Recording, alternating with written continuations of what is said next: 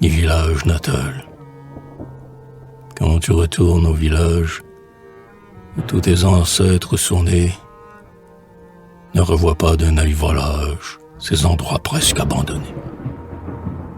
La vieille maison décrépite, pour toi prend un air de printemps, et son pauvre vieux cœur palpite des vrais bonheurs de l'ancien temps. Chacun des pas que vers la porte tu fais pour atteindre le seuil, la vieille demeure apporte un peu de gaieté dans son deuil. Dans la maison de ton enfance, tu ne pourrais pas sans remords, tu ne pourrais pas sans offense, ne pas te souvenir des morts. Que de silence et de mystère. Voici la porte aux gants noircis, voici la table héréditaire où tous les tiens se sont assis. Dans la chambre modeste et sombre, voici la couchette de bois où la nuit tendit son ombre sur eux pour la dernière fois. Voici, dans ces teintes foncées, l'horloge qui sonne toujours. Toutes ces choses effacées portent l'empreinte de leur jour. Des cheveux blancs ornant sa tempe, ta mère dans ce coin, sans bruit, reprisait le soir sous la lampe et cousait bien tard dans la nuit. Lorsque la nuit, tissant sa trame, venait dans l'ombre tournoyer, ta mère, enjôtrée d'une femme, veillait sur son humble foyer. Quand tu retournes au village où tous tes ancêtres sont nés, ne revois pas d'un œil volage ces endroits presque abandonnés. Évoque, dans ton allégresse, les figures des disparus et reconnais avec tendresse l'ombre de ceux qui ne sont plus.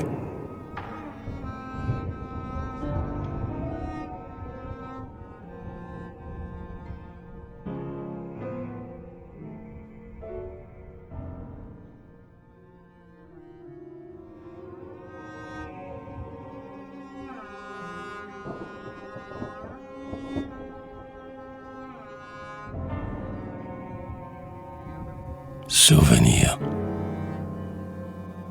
Où sont les jours d'antan où tu venais, ami, s'asseoir auprès de moi sur le banc du jardin, la brise nonchalante éveillée à demi, dans nos cheveux venait papillonner soudain. La lune illuminait ton magique visage, allumant dans tes yeux ses feux multipliés, et parfois un moineau, sortant du paysage, venait subitement se tapir à nos pieds. La nuit claire encadrait ta tête de madone. Où sont ces jours heureux, mon ami, ô ma sœur? Ces jours où simplement toute chose se donne, la fleur dans son parfum, l'âme dans sa douceur. La brise soupirait et les branches froissées composaient dans la nuit un innombrable cœur. Ta voix douce évoquait les angoisses passées, et des sanglots secrets nous remuaient le cœur. Et, depuis, mon esprit s'obstine à te poursuivre, puisqu'en ton cœur tu m'as permis de pénétrer, puisque tu m'en as pris le courage de vivre, et que j'ai avec toi le bonheur de pleurer. Mais les jours ont passé, les jours et les années, l'existence nous sépare maintenant. Déjà nous subissons les coups des destinées, hélas, notre front se montre grisonnant. Mais, tel un voyageur qui contemplant sa route, s'assied, le cœur baigné d'un éternel espoir, je m'arrête parfois, inquiète, et j'écoute les échos de ta voix dans la brume du soir. Cependant que, portant le fardeau de ta peine, avec un front toujours plus pur dans sa pâleur, tu t'en vas, emportant dans ton âme sereine la tragique beauté qui verse la douleur.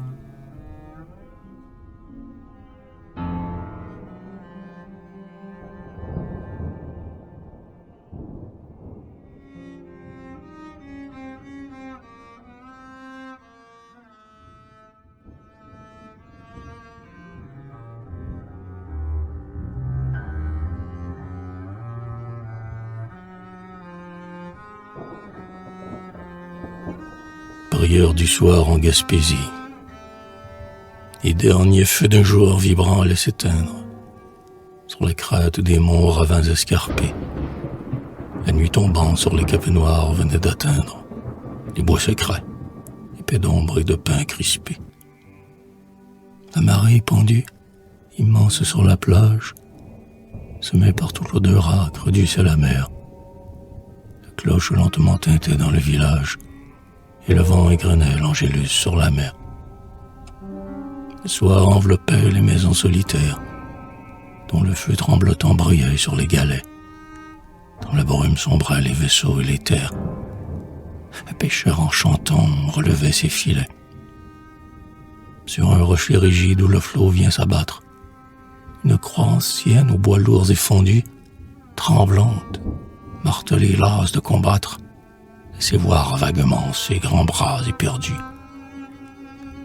Ah, la rude beauté des soirs de Gaspésie, fantastiques îlots, rochers au cap fameux, grandeur, immensité, sublime frénésie, des vagues assaignant les monts noirs et brumeux.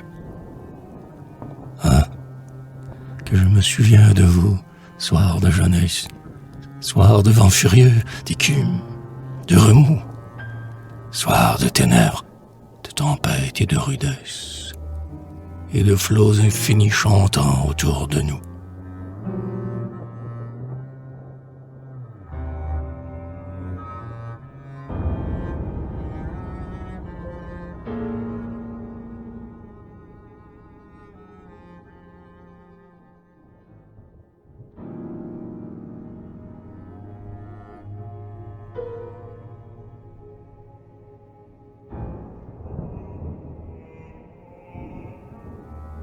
Une porte s'ouvrait d'où filtrait la lumière de la lampe, fidèle ainsi qu'un souvenir. Notre mère criait « Venez pour la prière, vite, voici bientôt la nuit qui va venir. » Alors nous délaissions hâtivement la grève, où des feux de bois morts par nos mains allumées, mêlés au sable fin que la brise soulève, fuyaient vers le lointain en sillons enflammés. Et dans la grande salle où toute la famille se rassemblait, paisible et joyeuse à la fois, près de l'âtre chair où le rêve fourmille, nous faisions la prière en face de la croix. Vers le Père éternel montait notre pensée, vers le Maître de tout ce qui vibre lui, et notre âme soudain devenait oppressée par la plainte des flots qui remplissaient la nuit. Le grand cours répétait la mer envahissante. Sur la rive et les rocs frappaient, bondissaient. La rumeur de sa voix sinistre et rugissante se mêlait à nos voix et les envahissait. Alors, devant nos yeux comme en un jour d'orage, passait, dans un reflux de vagues en courroux, la vision de ceux qui meurent en naufrage, et les flots languissants pleuraient autour de nous.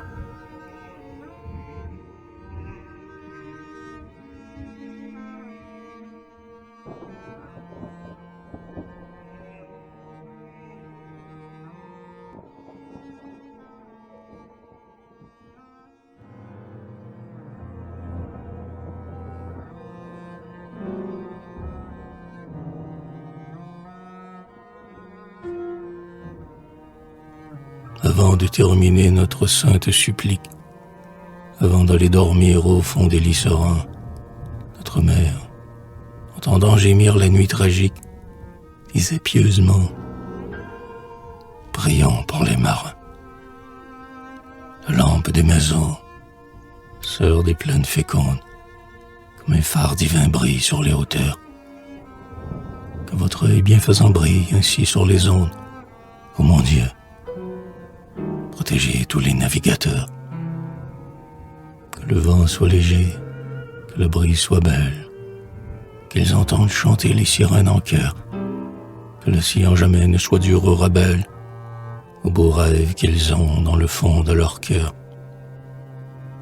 Pendant que sur les monts leurs maisonnettes fument, dans la paix odorante et charmeuse du soir, hélas, Eux sont perdus peut-être dans la brume, et leurs yeux sont remplis d'un morne désespoir.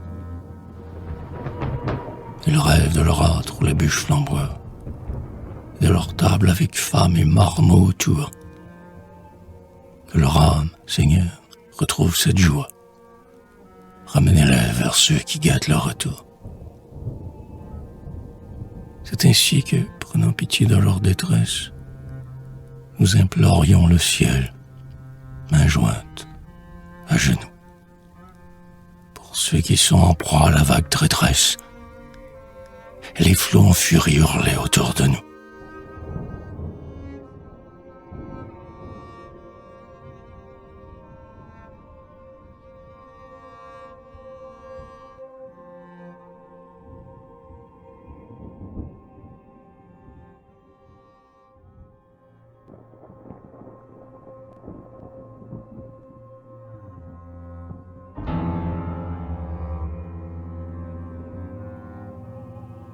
Le moine.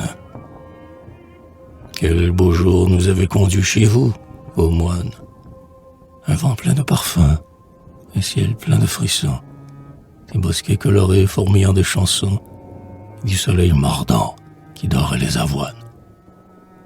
Et je songeais, tu ne chantes pas sans remords, petit oiseau charmeur, joyeuse créature. Pourquoi tant de vigueur en toi, belle nature? Puisque ces hommes sont aussi morts que des morts.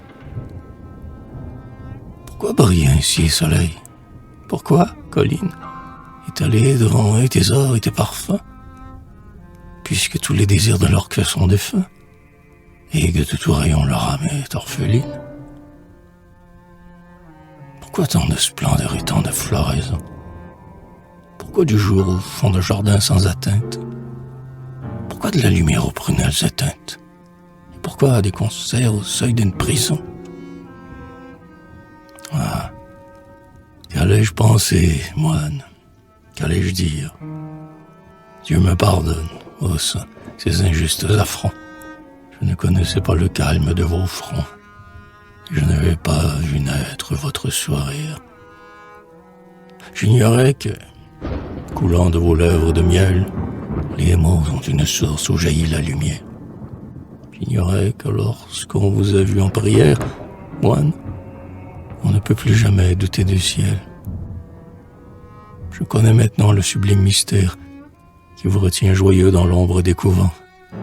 Je sais que les morts sont ceux que l'on croit vivants, comme les vivants sont les vrais morts à la terre. Et sous l'humble clocher où coule doucement, au jour silencieux, j'écoute sur les dalles résonner le bruit lent et doux de vos sandales, ainsi que des bruits d'ailes au bord du firmament.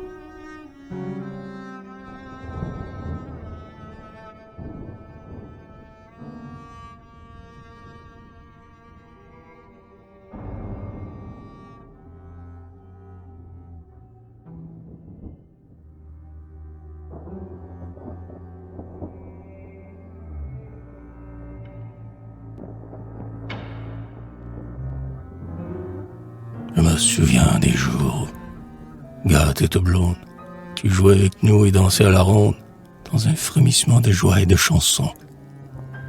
Comme nous, tu courais le bois plein de gadelles, faisant fuir brusquement la grive à tire-d'aile, et dévastais les nids dans l'ombre des buissons. Tes cheveux semblaient faits de soleil et d'aurore, ton front rose était la fleur qui vient d'éclore. Tes grands yeux bleus luisaient le soir comme un flambeau. Les mères admiraient ta grâce et ton visage, et les gens de chez nous, les bons vieux des villages, parmi tous les enfants te trouvaient le plus beau. Puis la jeunesse fit de toi le beau jeune homme, que la gaieté recherche et que l'orgueil renomme. Les filles mendiaient tes regards, tour à tour. Tu pouvais, dans l'azur d'une aube parfumée, passer fier et joyeux avec la bien-aimée, enivré du vin merveilleux de l'amour.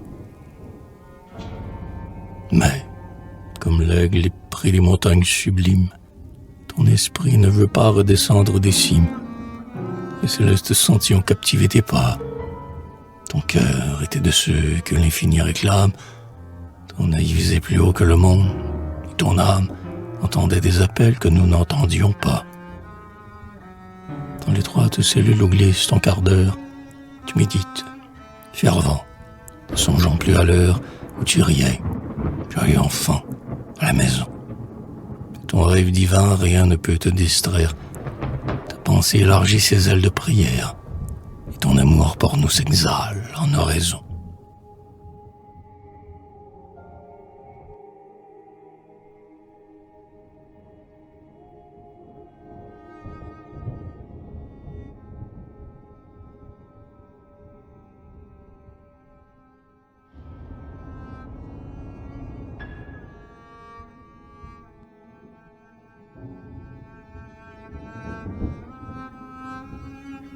Quand, dans la grande et blanche paix du monastère, détaché de tout bien, détaché de la terre, tu seras devenu le moine à cheveux blancs, robe vieille et lourde sur tes pieds tremblants, et moine rabougri, tout courbé sous sa harde, ayant comme un amas de neige dans la barbe, penché comme un roseau que le vent brisait, et qui, par un beau soir enfin, s'est apaisé. Quand la vieillesse aura gravé sur ton front emblème des signes de grandeur et de beauté suprême, alors tu trouveras des mots mystérieux pour consoler la terre en lui parlant des cieux. Les paroles de Dieu sortiront de ta bouche. Tu seras l'envoyé qui relève et qui touche, et tous ceux qui pourront t'approcher ou te voir rêveront de beauté sublime et de devoir. Les jeunes gens viendront de bien loin pour t'entendre, pour écouter ta voix majestueuse et tendre. Et toi, le vieux savant, le rêveur ingénu, à tous ces jeunes cœurs tournés vers l'inconnu, tu diras que les jours sont vains, que tout s'efface, que la paix de l'esprit met du ciel sur la face, que nul don ici-bas, nul plaisir, nul bienfait ne valent le bonheur du bien que l'on a fait. Tu diras que prier est grand, que l'âme humaine a besoin d'un flambeau qui la guide et l'amène, et que les hommes, là de tout leur plaisir vain, sont un troupeau cherchant les abreuvoirs divins. Tu diras qu'il a droit à l'amitié du monde, celui qui, dans l'élan de sa bonté féconde, pleurant sur les malheurs répandus ici-bas, ouvre à tous les maudits sa chaumière et ses bras, et qui, chassant partout le mal comme un vainqueur, a pressé la misère humaine sur son cœur. Tu leur diras qu'il a des cimes radieuses, qu'entrevoient les yeux purs les âmes pieuses, et que Dieu qui créa l'être et l'essentiel, fit l'oiseau pour l'espace et l'âme pour le ciel. Tu diras, et les mots de tes lèvres profondes jailliront, ruisselant de toi comme des ondes, et les jeunes, émus de t'entendre, interdits, croiront que c'est un saint venu du paradis.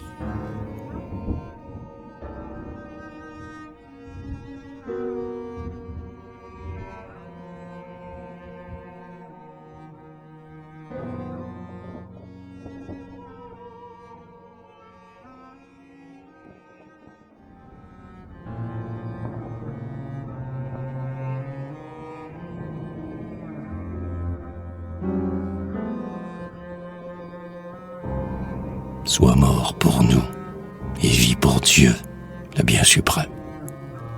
Vers la sainte beauté dans tes bras désormais. Ne regarde qu'en haut. Sonde le grand problème. Tes yeux faits pour les sommets. Battant vers Dieu puisque ton clair regard devine la route qui conduit à la blanche cité. Achève au matelot de la barque divine ta course vers l'éternité. Nous baisons en pleurant ta bure et ton calice. Notre respect ému s'incline devant toi. Sois béni dans ton rêve et dans ton sacrifice, ô fou sublime de la foi.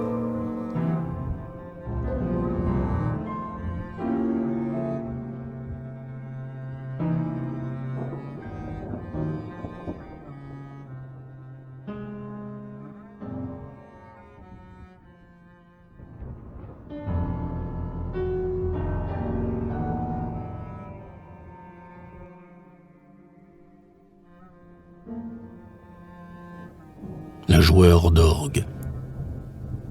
Jour terne, jour grisâtre et sans couleur aucune. Comme un vaisseau perdu dans la brume du soir, la ville, en ses maisons émergeant une à une, est une flotte aux 1000 mâts pris dans le noir. Un vieux enguenillé, l'air à la flânerie, ainsi qu'un vieux cheval tirant de lourds essieux, traîne avec peine son orgue de barbarie en face des maisons au seuil silencieux. Tout son être est un spectre annonçant la famine. Il est de ceux qu'on nomme les gueux, les maudits. Chaque soir, de plus en plus là, il s'achemine, le ventre creux, triste et boiteux, vers son taudis. Et son visage laid comme un jour de tempête. Et quand il fait chanter son vieil orgue de bois, plus d'un passant s'arrête en relevant la tête pour écouter ce chant aux innombrables voix. Il endort la douleur de ses âmes captives, âme cachot où nul rayon n'a jamais lui, et ses accords volants fenêtres chétives, charme des malheureux moins malheureux que lui. Cet homme est le portrait des rêveurs, des artistes, peintres, musiciens, poètes ou sculpteurs, horde des cœurs vibrants et des visages tristes, qui dardent vers le ciel des yeux contemplateurs. Le monde réjoui voit monter et voit naître ses hymnes éperdus vers la sainte beauté. Il écoute, joyeux, mais sans jamais connaître le morne et triste ennui que ces chants ont coûté. Du pinceau, de l'archet, du marbre ou de la lyre, jaillissent quelquefois des chants et des rayons. Et notre cœur est pris d'un mal qui le déchire. Et notre âme est pareille au vieillard en haillons.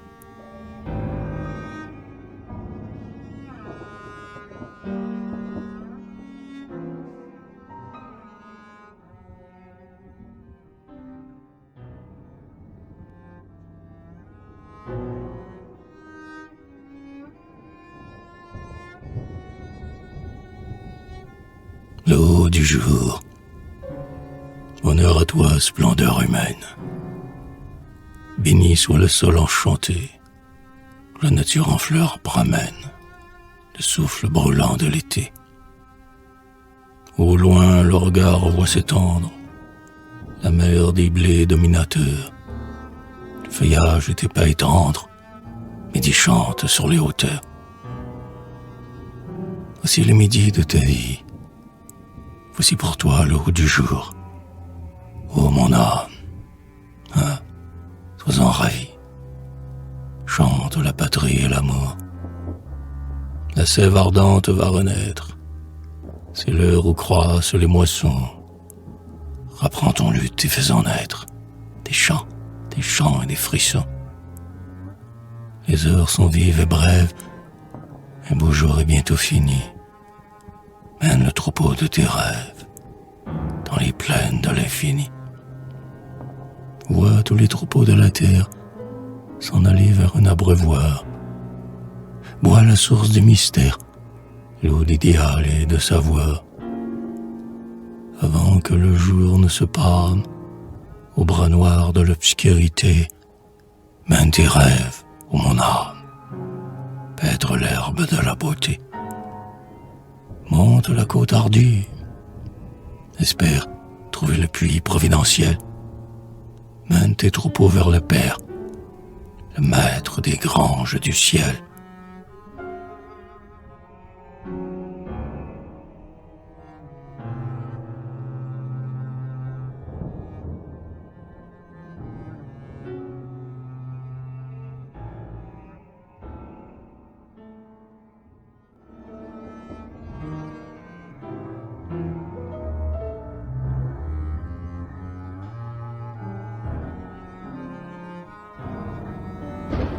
L'ombre.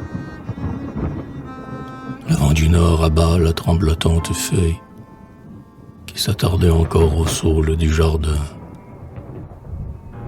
Lentement la splendeur de l'automne s'effeuille. L'arbre, mordu du froid, sanglote, plie et jeune. Sans répit revenant à l'attaque, la brise, avec d'obscurs sanglots, frappe contre l'auvent. Le soir grandit sur la montagne grise, la plainte monotone et lointaine du vent. L'ombre partout s'étend. Le toit se voile, les champs déserts n'ont plus ni sentier ni guéret. L'ombre s'étend. Sous un énorme et sombre voile, la nature en grand deuil nous dérobe ses traits. Nos cœurs sont sous le joug d'une peine inconnue.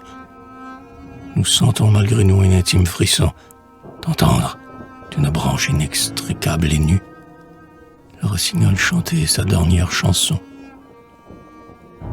Que le ciel bien vaillant où demeure te garde de l'ombre qui se meut sournoise dans le champ.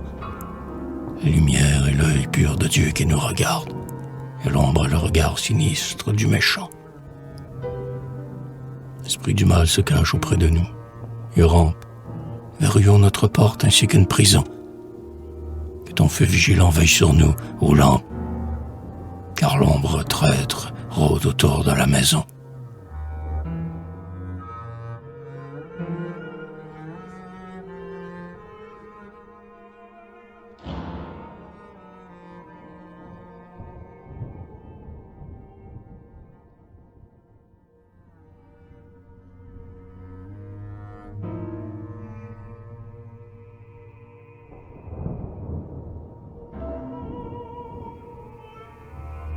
Ainsi qu'un ennemi montant une embuscade, le soir, l'ombre se tient autour des toits ombreux.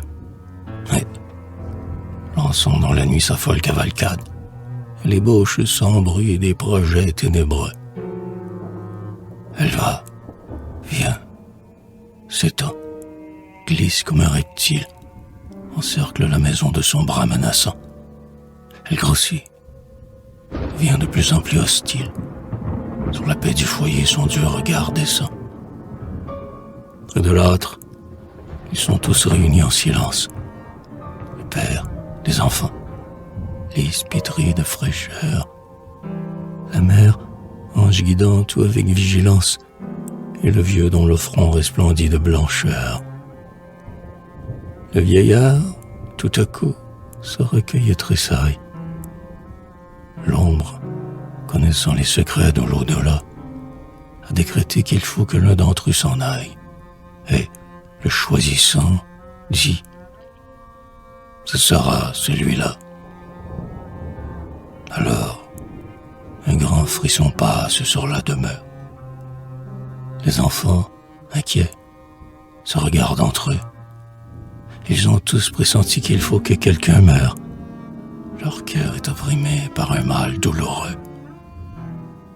Et bientôt, au milieu de sombres banderoles, étendus sur des draps tout blancs, les yeux fermés, l'un d'entre eux sera là, sans vie et sans parole, immobile, parmi les cierges allumés.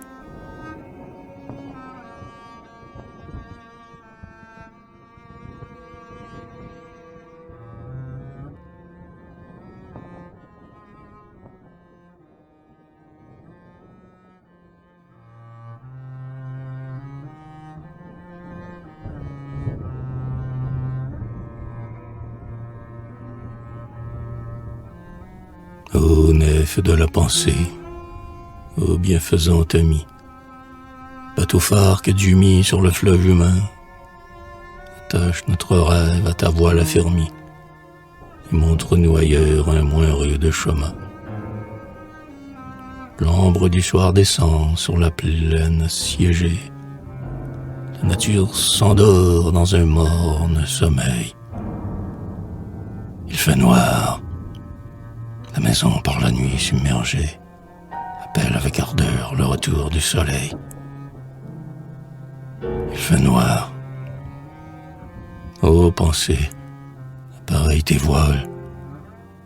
Par un matin où souffle un vent de bonne aloi, partons d'ici.